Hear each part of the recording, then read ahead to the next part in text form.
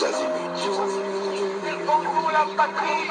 Peuple congolais, il est temps de nous lever, de nous serrer les coudes et d'agir pour défendre notre patrie, notre intégrité territoriale et l'intangibilité de nos frontières. La République démocratique Batela Ekolo, Bendele Koyate.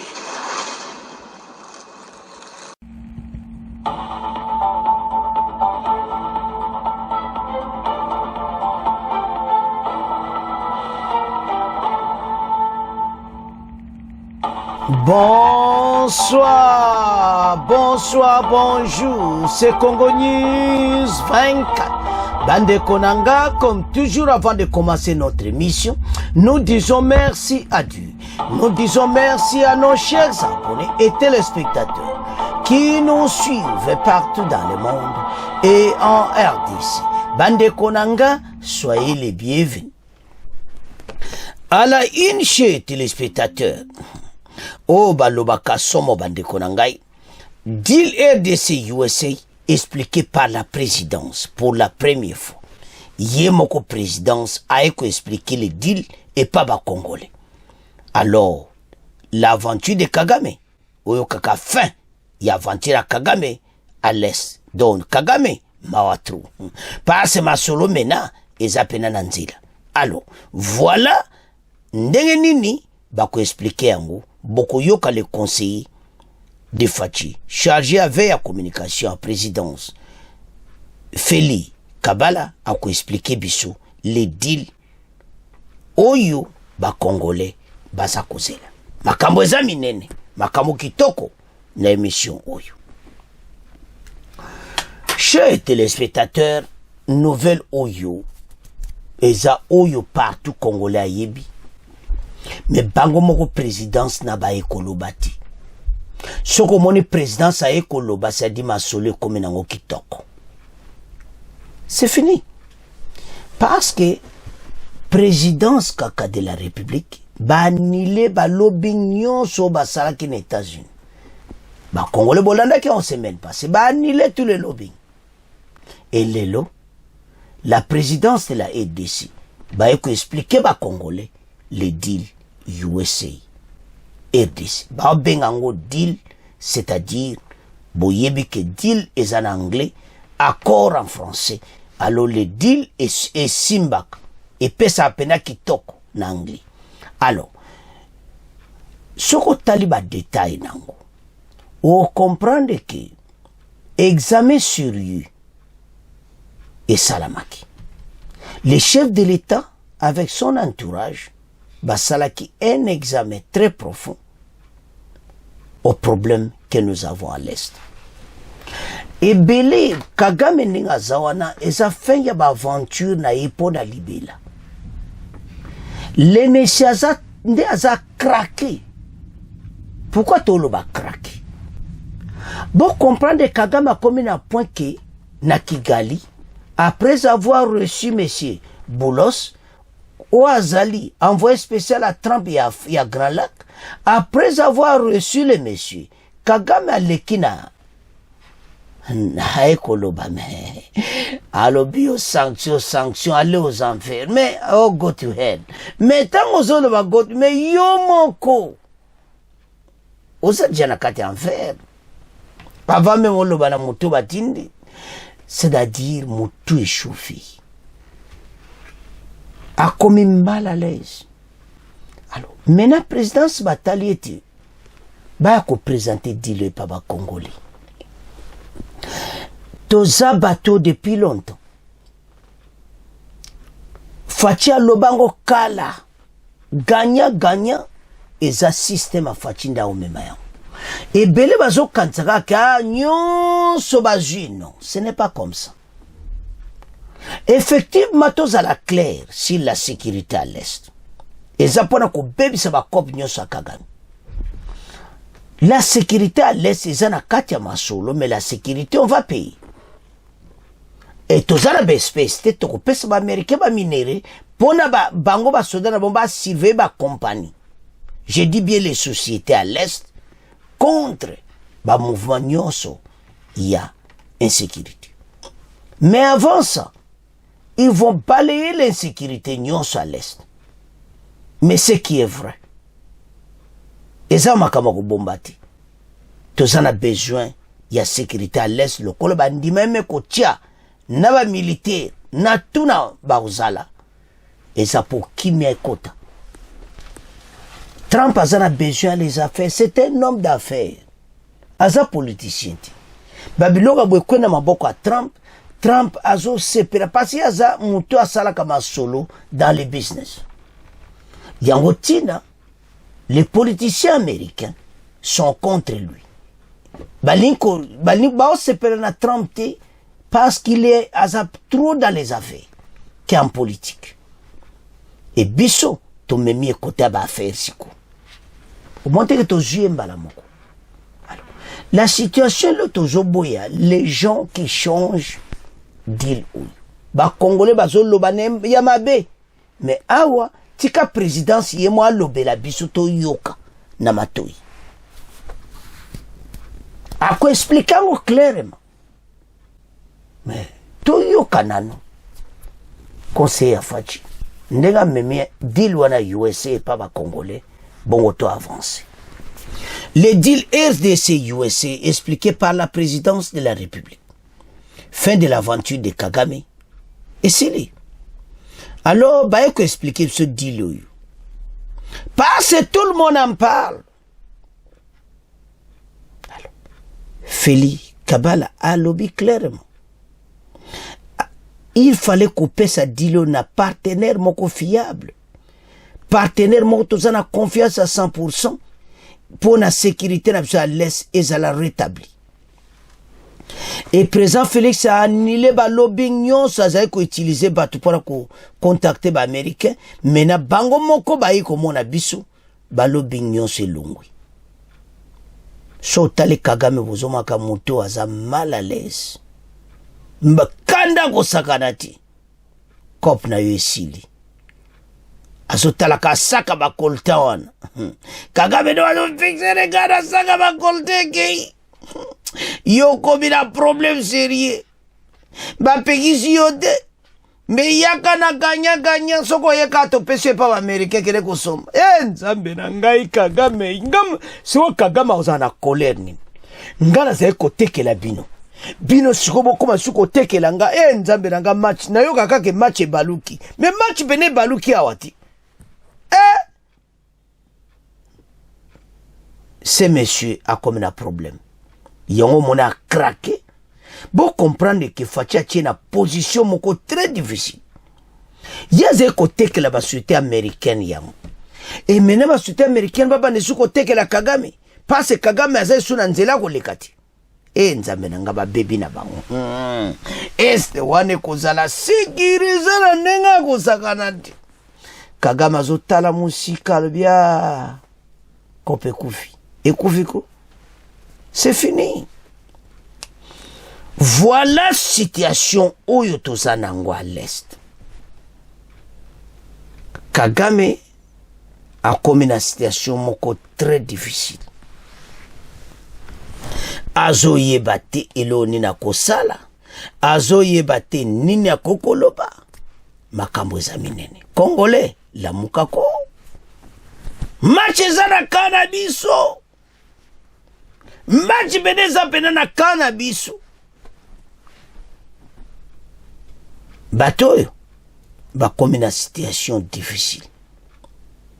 Yango RDC to telema pona mboka na biso. Kopoyo ezaya biso. To yoka Félix Kabala bon to avancé antita Kagame. Atala saka ba kolta yo ça problème. Monsieur mais on t'a la côté bousoude. Aïe. Félix Kabala, est-ce que vous ne craignez pas le bradage des minéraux congolais avec ce deal au cas où ça réussissait? Non, pas du tout, parce que d'abord, premièrement, la République démocratique du Congo a en face d'elle un partenaire de longue date, historique de notre pays, bien avant même notre accession à l'indépendance.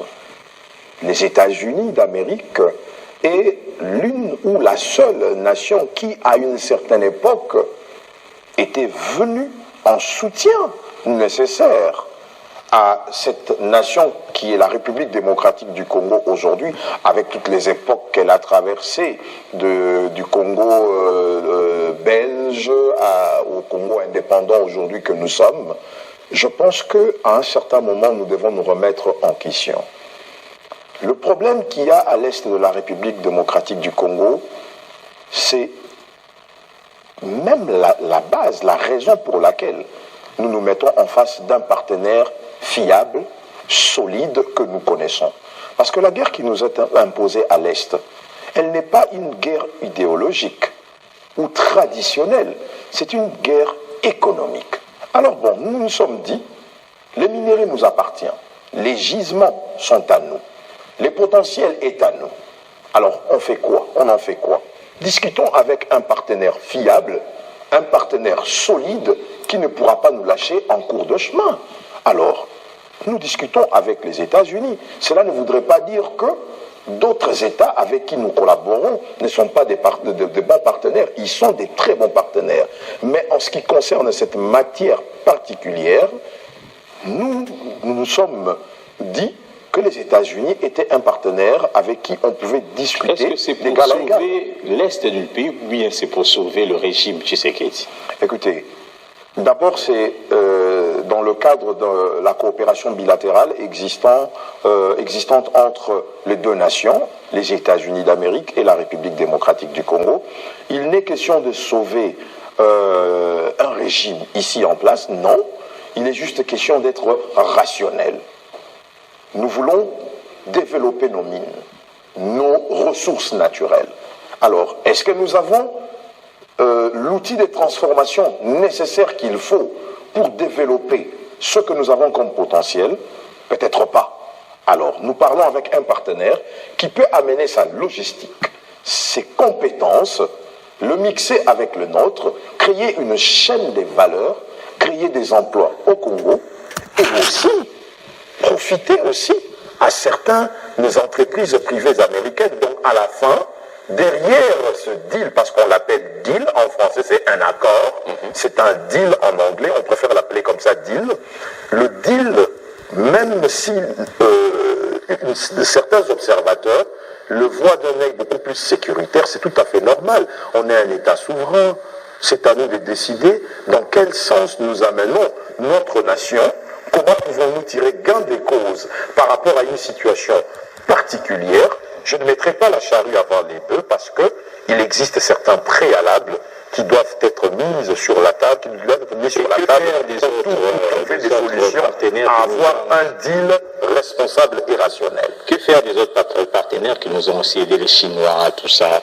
Est-ce qu'on ne va pas prendre certains gisements arrachés à certaines puissances pour en donner à d'autres ou aux États-Unis? Il n'y a pas de claquement de porte d'une personne ou d'une autre, mais la République démocratique du Congo est vaste. Elle a d'énormes gisements et ressources naturelles de partout. Quand on dit un deal minerai et la sécurité, c'est-à-dire c'est dans un domaine beaucoup plus vaste. Nous n'avons seulement pas le coltan, nous avons le lithium, nous avons le cuivre, nous avons les cobalt, nous avons du zinc, nous avons de l'or, nous avons beaucoup de minerais pour lesquels ce deal peut avoir tout son sens. Et le partenaire choisi pour ce deal, parce qu'il s'agit du deal, on dit bien RDC, USA. On ne voudrait pas dire que l'on chasse d'autres partenaires, ou il y a une chasse aux sorcières, ou bien on met de côté certains partenaires avec qui nous avions été de longue date. Non, pas du tout.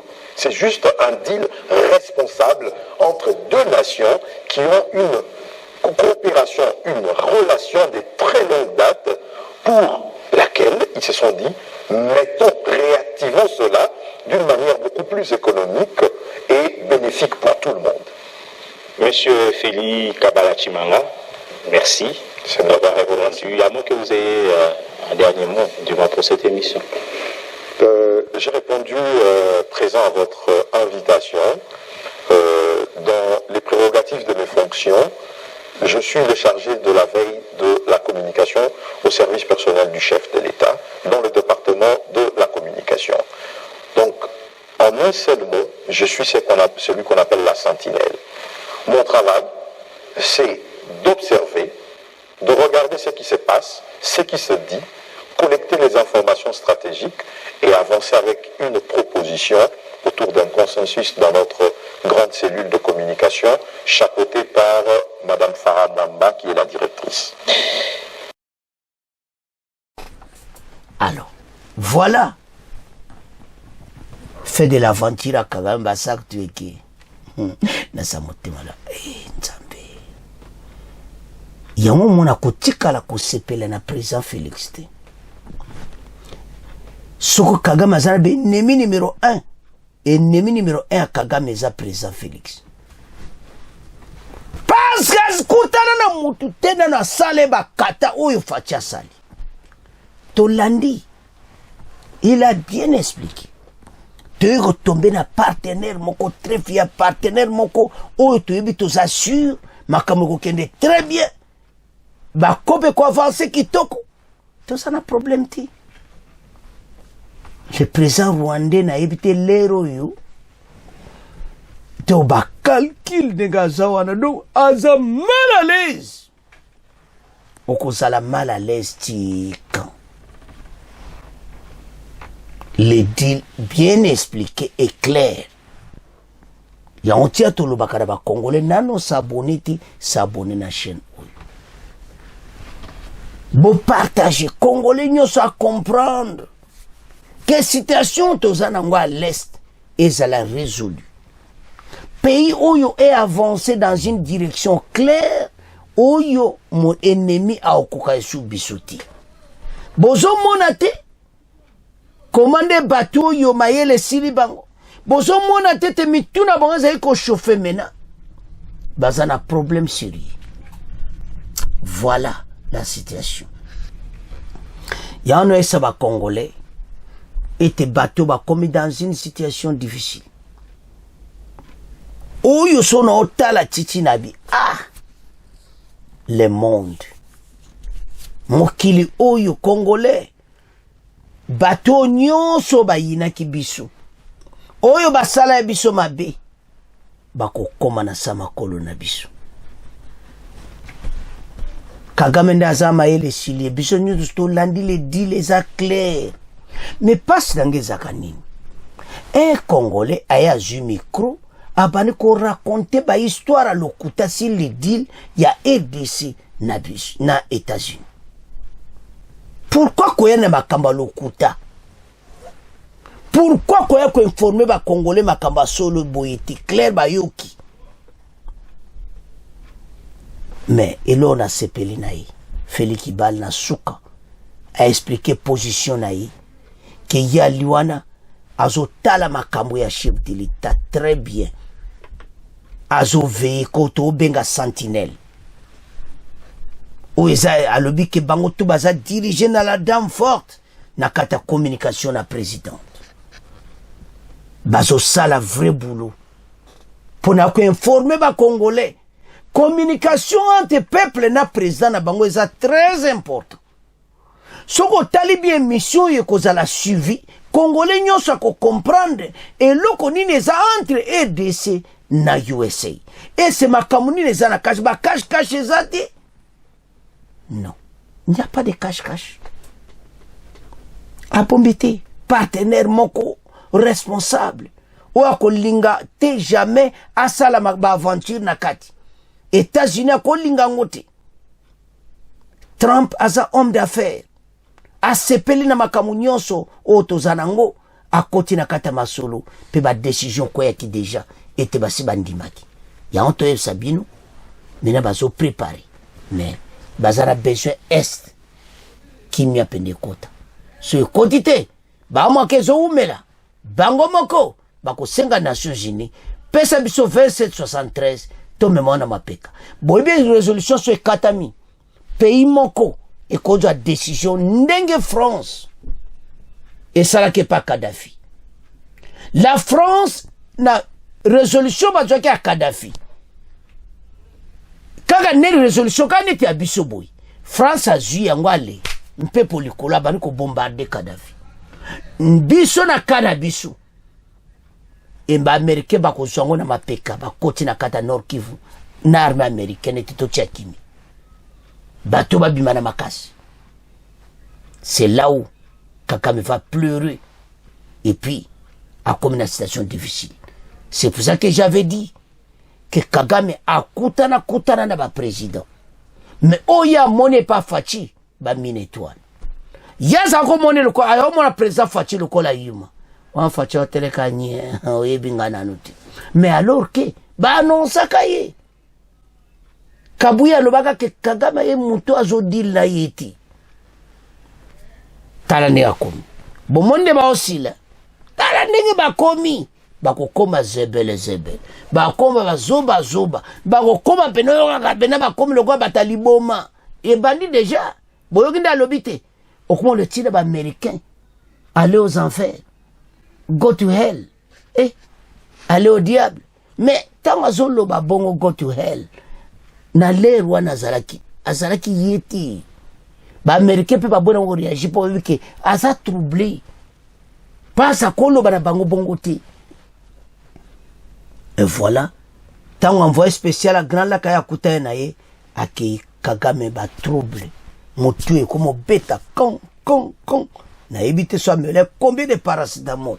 Alors banamboka. Ndenge mission to lieu ki biso nyonso conseiller. To comme na fait mission. Boyeba ete bato nyonso o balinga RDCT baso komana suka. C'est à ce point que comment clôturer mission na biso. Bon continuez qu'on s'abonner. Au revoir. À la prochaine.